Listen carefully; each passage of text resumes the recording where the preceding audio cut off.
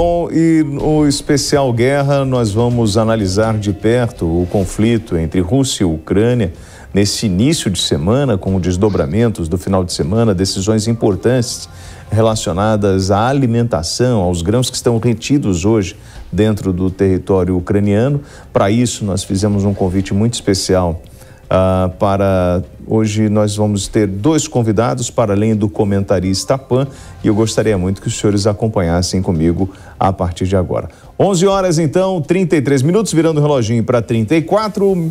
Eu estou com o comentarista PAN Fernando Conrado, de forma remota, Luiz Kawaguchi, jornalista convidado, ele que esteve em território ucraniano acompanhando de perto o conflito, e o professor de Relações Internacionais da SPM, Alexandre Errara. Muito boa noite, senhores. Antes de girar a palavra, eu gostaria de acionar o correspondente PAN, que está na Europa, Luca Bassani. Ele faz um resumo com as últimas atualizações do conflito. Vamos acompanhar. Boa noite de segunda-feira a toda a nossa audiência. Na última semana tivemos a assinatura do primeiro tratado entre os beligerantes nesta guerra até agora, entre Rússia e Ucrânia, com o intermédio da Turquia em Istambul, e também a presença do secretário-geral das Nações Unidas, Antônio Guterres, para normalizar o fluxo e o escoamento da produção de grãos da Ucrânia pelo Mar Negro para outras localidades do mundo, já que o Mar Negro tem sido também palco de grande instabilidade, grandes batalhas desde o começo dessa guerra. A gente sabe que juntos Rússia e Ucrânia são produtores de mais de 30% de todos os grãos, e os países subdesenvolvidos e em desenvolvimento, principalmente na África e no Oriente Médio, são aqueles que estavam mais sofrendo com a escassez e com a alta absurda dos preços até agora, exatamente por não conseguirem acompanhar os preços do mercado internacional. Menos de 24 horas depois da assinatura, a Ucrânia denunciou um ataque dos russos a uma localidade próxima ao porto de Odessa, o maior porto do Mar Negro, o maior porto ucraniano no Mar Negro.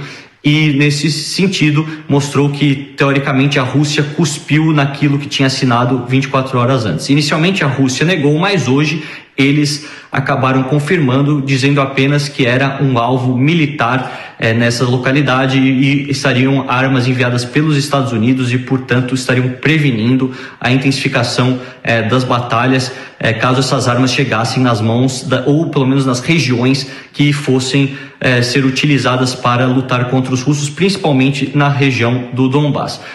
Grande parte da comunidade internacional, de certa forma, repudiou os ataques, mas os ucranianos disseram que há a possibilidade de retomar a exportação de grãos, e que, se tudo correr normalmente, nos próximos 6 meses eles conseguirão exportar 60 milhões de toneladas. Caso continue da mesma maneira, isso demorará o quádruplo do tempo, ou seja, 24 meses, para que isso consiga ser realizado. Ao mesmo tempo, há aqui na Alemanha a possibilidade de um corte definitivo do gás russo para o país, principalmente depois de um momento de certo alívio, quando na última quinta-feira foi religado o Nord Stream 1, apenas com 40% da capacidade, mas de certa forma contrariando as más expectativas da Comissão Europeia de que, por conta das circunstâncias de guerra, os russos parariam de vez de mandar a energia para cá. A União Europeia tem procurado alternativas na África, principalmente Líbia e também Argélia, além, é claro, da própria Nigéria, mas todos esses acordos em curto prazo parecem não acabar com a crise energética e com a alta dos preços, que é crescente por aqui. Ao mesmo tempo em que os russos, eles percebem o poder que tem na mão, controlando talvez as maiores jazidas de petróleo que nós temos aqui na Europa. No aspecto político, o antigo presidente Lula, e candidato da eleição de 2022, foi colocado na lista de persona não grata pelo governo ucraniano por supostamente fazer propaganda pró-Rússia, quando deu, naquela sua famosa entrevista à revista Time, uma declaração falando que a Ucrânia é tão culpada pelo conflito quanto a Rússia, e que Zelensky, assim como Putin, são culpados pelo prolongamento deste conflito. Isso supostamente contrariaria a ideia de que a Rússia é o país agressor e a Ucrânia é o país invadido. A gente vê que, nesse sentido, são mais 78 estrangeiros que estão nessa lista, e o presidente Lula é o primeiro e único brasileiro até o seguinte momento. Se isso terá alguma repercussão na campanha eleitoral, saberemos apenas nas próximas semanas, já que o dado foi divulgado há poucas horas. Todas as repercussões econômicas, geopolíticas e militares trazemos aqui para vocês todas as noites em primeira mão. Luca Bassani, de Munique, na Alemanha, para a Jovem Pan News. Bom, gostaria de começar com o senhor, professor de Relações Internacionais da SPM, Alexandre Errara. Bom, essa última informação que o Bassani passou a respeito da persona não grata, né, do ex-presidente Luiz Inácio Lula da Silva, eu pergunto ao senhor, nós podemos responsabilizar a Ucrânia pela invasão que ela está sofrendo por parte dos russos? O agressor não é o Putin? Não é ele que rasgou todos os tratados e invadiu? Ele não tinha o direito de guerra e mesmo assim ultrapassou os limites? Olá, boa noite a vocês, boa noite a todos. Bom, de fato, neste momento a gente percebe que existe uma grande tendência a acusar somente a Rússia desse conflito, mas quando a gente olha historicamente, a gente percebe que assim, houve momentos em que a Rússia, na época até da União Soviética, logo depois do final da União Soviética, que até buscou uma aproximação com os países da OTAN, mas isso acabou não acontecendo. Os países da OTAN, naquele momento, decidiram que a Rússia não era um país que poderia causar grandes preocupações, meio que menosprezaram a posição russa na época e acabaram não dando muita atenção e, ao contrário, né, estenderam o número de países da OTAN em direção às fronteiras russas. Então, não dá para dizer que seja somente uma ação, uma responsabilidade russa, porque também do lado da OTAN, dos países ocidentais, lógico que a Rússia também é um país ocidental, mas enfim, houve ali historicamente, uma ação que acabou levando a Rússia à situação. E a Ucrânia, chegando no ponto da Ucrânia, é um país que esteve nesse meio campo, de um lado se sentindo ameaçada pela Rússia e de outro lado tentando se aproximar da OTAN, que era uma maneira de tentar conter aí essa ameaça russa. Então, eu diria que assim, não dá para dizer que é somente Rússia, porque historicamente a gente percebe que houve movimentos de lado a lado e isso tem que ser olhado em perspectiva. Kawaguchi, você que esteve no território ucraniano, aproveitando esse gancho aí que o professor passou, a visão do ucraniano, ele tem essa percepção de que o russo não foi ouvido, enfim, que ele não foi respeitado, algo nesse sentido, ou ele encara realmente o russo como um agressor? Boa noite a todos, boa noite, Vitor, boa noite, telespectador. Não, lá na Ucrânia tem praticamente uma visão só. O russo ele é visto como um invasor. Inclusive, as pessoas que têm... Eu encontrei muitas pessoas que são ucranianos, mas com laço de sangue com os russos. Por exemplo, encontrei vários que falavam, a minha avó, ou a minha tia, o meu pai, às vezes até eles falaram, veio da Rússia, é russo, mas eu sou ucraniano.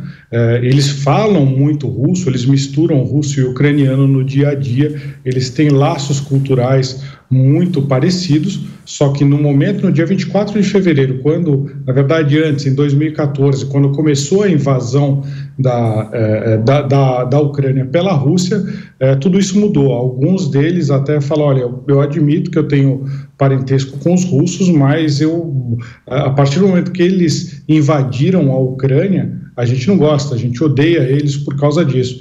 E praticamente eu tive aí em diversas cidades, eu nunca vi alguém falando, não, a Rússia é melhor, a gente quer ser liberado. Não significa que isso não exista.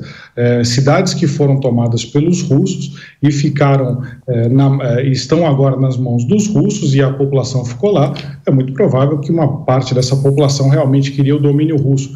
E quem queria o domínio russo em cidades ainda na mão dos ucranianos, eles não falariam isso publicamente, porque eles poderiam ser alvo aí de repressão dos serviços de segurança. Então é muito difícil, as pessoas que falam abertamente, elas são totalmente contrárias à Rússia. E só fazendo um comentário sobre essa questão aí dos partidos, a gente lembra que o Partido dos Trabalhadores, ele sempre foi um entusiasta ideológico, primeiro da ex-União Soviética, e Rússia, China, eles são os maiores entusiastas de BRICS, Rússia e China. Quando a gente pensa no governo atual, Jair Bolsonaro, a gente vê ele se aproximando de Rússia, aparentemente por uma questão de cálculo, para tirar mais vantagem para o Brasil, mas sem essa afinidade ideológica.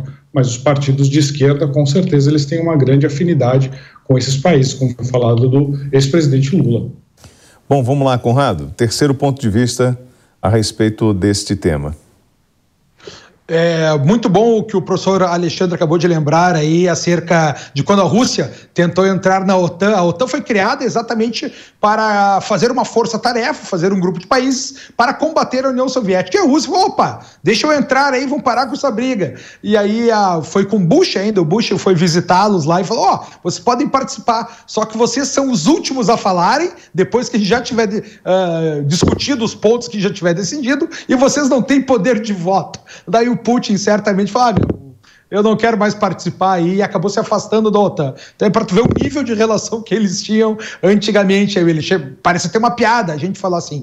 Na questão que a gente tem agora das negociações aí de produtos, gêneros alimentícios e commodities, é interessante até a gente lembrar que a própria bandeira da Ucrânia, ela tem ali o amarelo e o azul, e o amarelo representa os trigais da estepe ucraniana, né, dessa parte geográfica da Ucrânia, e o azul do céu, sempre benevolente com a produção do trigo, que está muito melhor no frio. O que a gente viu também aí nesse aspecto aí, desse ataque que teve em Odessa é um dos principais portos da Ucrânia, dos mais importantes portos da Europa também. As informações que circulam pela Rússia, eles até fizeram questão de divulgar imagens, aí estão no âmbito internacional, a gente consegue ver, é que foi um navio de guerra ucraniano que estava ancorado ali nas proximidades do porto de Odessa e que foi atacado. Muito disso aí tem narrativa de ambos os lados, né, William? Então, o que a gente vê aí é uma força constante dos países aí tentarem voltar para as negociações comerciais, já que ambos assinaram paralelamente, né, primeiro um, depois o outro, junto com a Turquia aí, ainda na semana passada. Vamos ver como é que a coisa vai caminhar agora nos próximos dias. Bom, oficiais militares ucranianos reivindicaram um ponto de virada na batalha para retomar a região sul de Kherson, dizendo que usarão armas vindas do Ocidente para libertar até setembro a primeira grande cidade capturada entre as forças russas.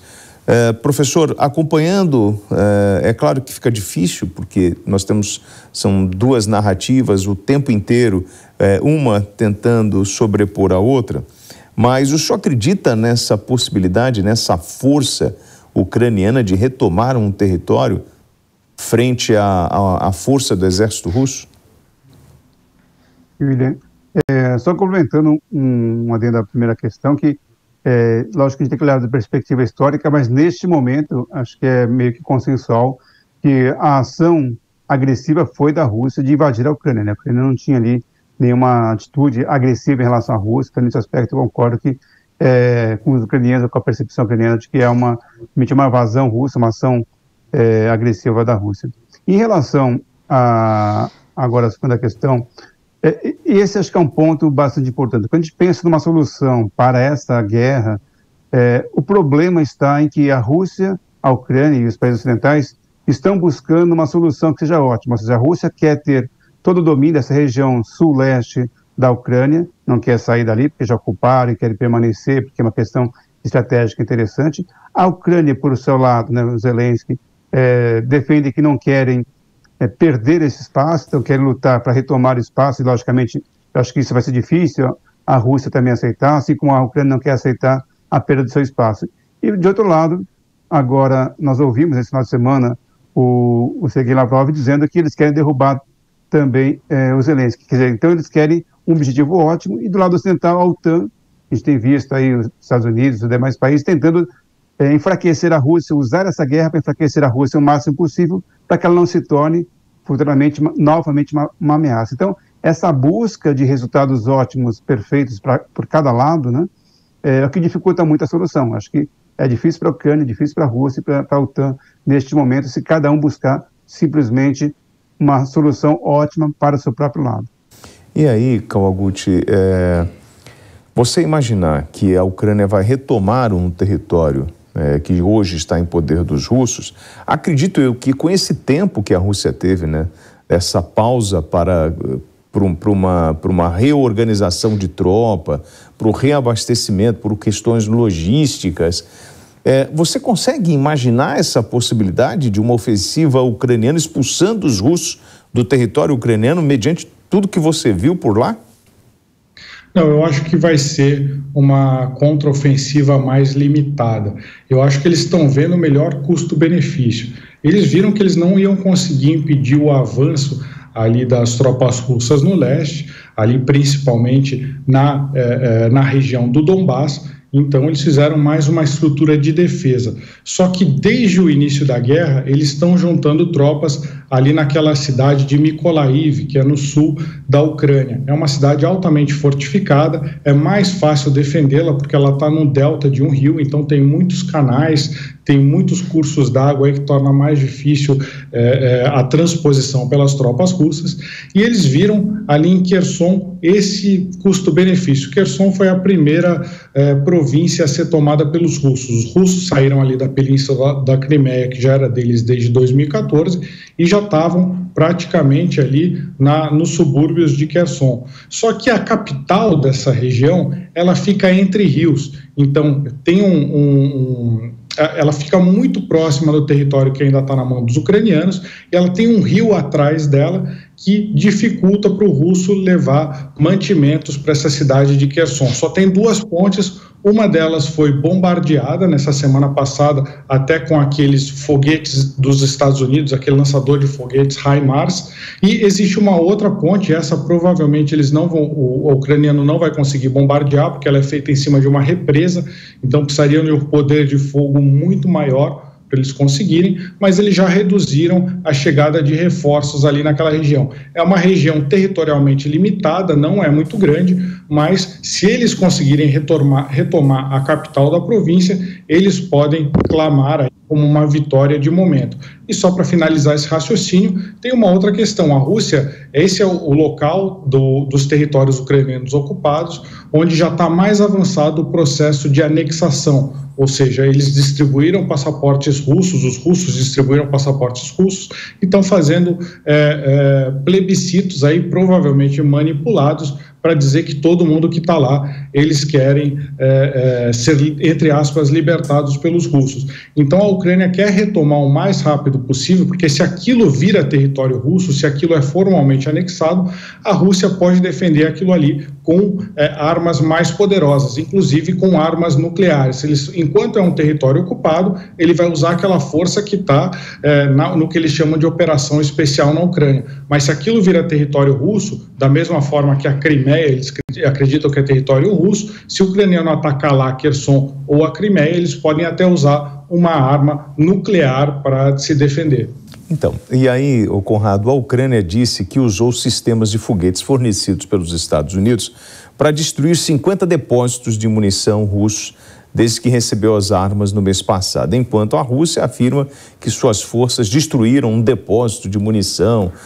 E aí fica cada um levantando a bandeirinha de sucesso, mas nessa bandeirinha de sucesso a gente tem vidas, nós temos território destruído e essa retroalimentação do conflito em território ucraniano.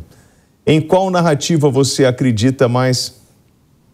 Não, as narrativas aqui são os fatos, né? Eu falei com vocês já, desde a minha primeira participação aqui, da potência dos mísseis HIMARS, aí, que estava sendo os mísseis de longo alcance, né, que estava sendo colocado à disponibilidade da Ucrânia, e vale a pena a gente lembrar que a Ucrânia, reconhecidamente pelos seus próprios chefes militares lá, ela já perdeu 80% do seu batalhão de elite, né? Assim como já perdeu também, por exemplo, a Ucrânia diz agora que vai fazer um ataque de 1 milhão de soldados. Eles nunca tiveram 1 milhão de soldados, né? Botando a população a lutar junto, talvez chegue no número maior, mas sempre beirou em cerca de 200 mil soldados, sendo que a tropa de elite já foi imensamente danificada. O que a gente está vendo aí desde o início dessa guerra é que essa região, a leste do rio Dnieper, ali, que é o principal, que faz essa divisória do território ucraniano, já está praticamente consolidada pela Rússia. E, de fato, aí, como o Leandro nos falou, e eu falei na semana passada também, eles já distribuíram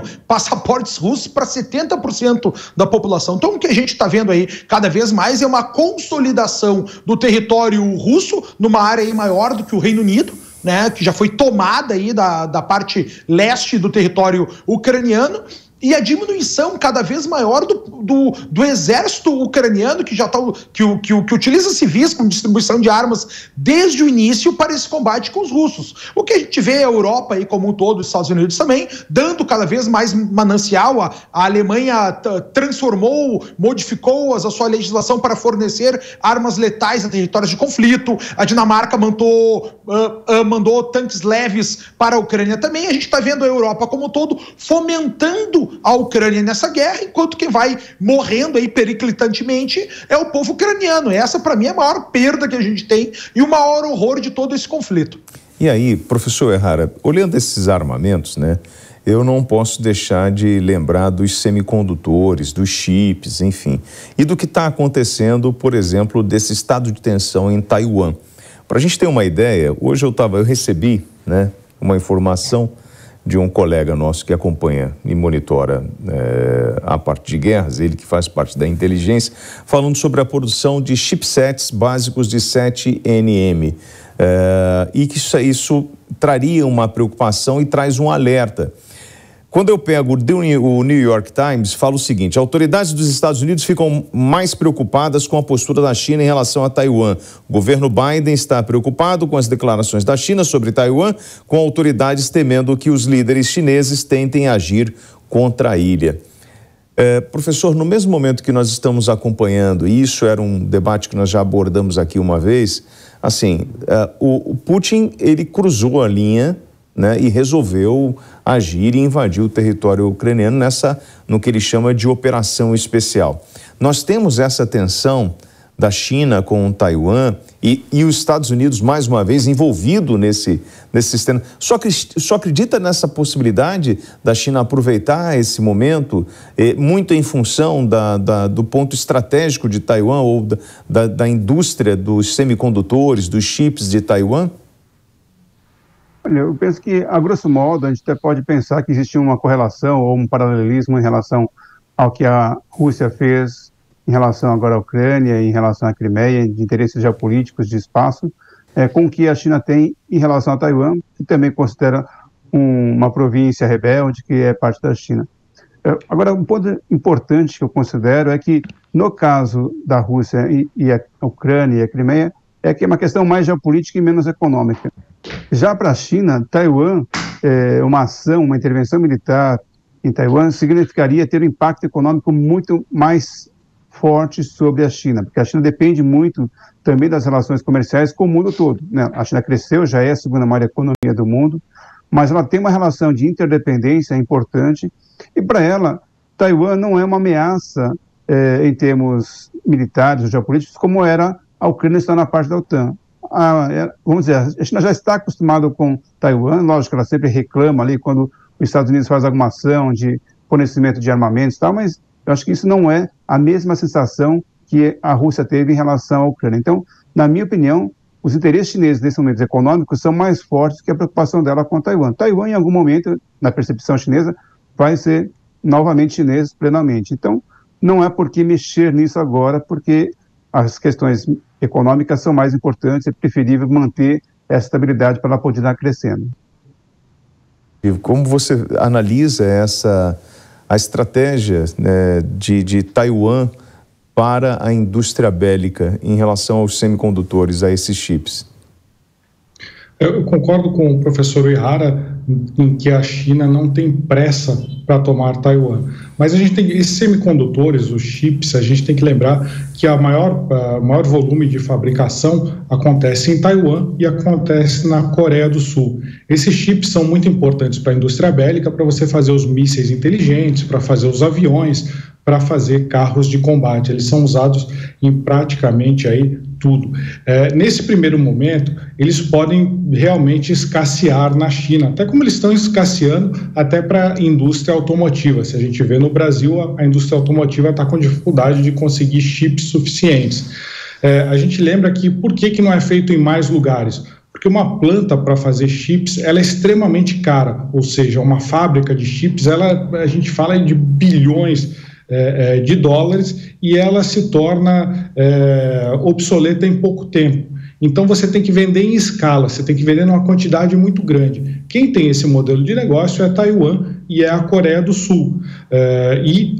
Todos os outros países acabam ficando dependentes. A Rússia pode estar realmente ficando sem, só que eles também, o que eles fizeram? Uma das matérias-primas para fazer esses chips, junto com os outros materiais, é um tipo de gás que só é feito na Ucrânia, ou a maior parte das suas jazidas. E logo que a Rússia percebeu que ia começar a ficar sem chips, ela bombardeou essa fábrica para escassear chips para todo mundo. Então, eu acho que isso faz sentido a gente pensar que a indústria bélica pode sofrer um pouco com isso, mas não é decisivo, ela não depende só disso, e a um prazo mais médio ela conseguiria obter esses chips. A China está tentando fazer essas plantas também, ainda não conseguiu, mas não significa que não vai conseguir fazer lá na frente, mesmo que não invada Taiwan. Conrado, rapidinho, 40 segundos para você, porque assim, nós tivemos pandemia, nós tivemos guerra na Ucrânia,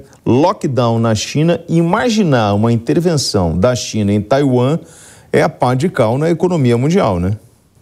Mas é o que vai, os maiores fornecedores de armas do mundo é a Lockheed Martin e a Raytheon, tá? Ambos fazem armas, inclusive de mísseis, para a OTAN.